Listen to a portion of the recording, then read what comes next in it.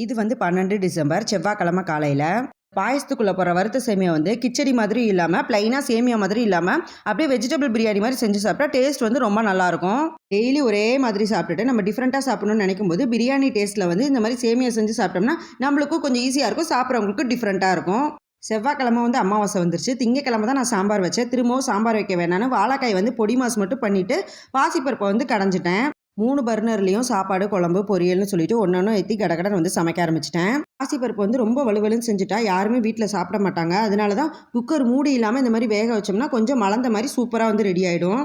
Night டின்னருக்கு வந்து பாப்பா பிரெட் டோஸ்ட்டும் எனக்கு பால் தோசையும் வேணும் மம்மி அப்படின்னு சொல்லி கேட்டிருந்தேன். அதனால எனக்கும் சேர்த்து பிரெட் டோஸ்ட் வந்து போட்டுட்டு பாப்பாவுக்கு வந்து பால் தோசை வந்து ஊற்றிட்டேன்.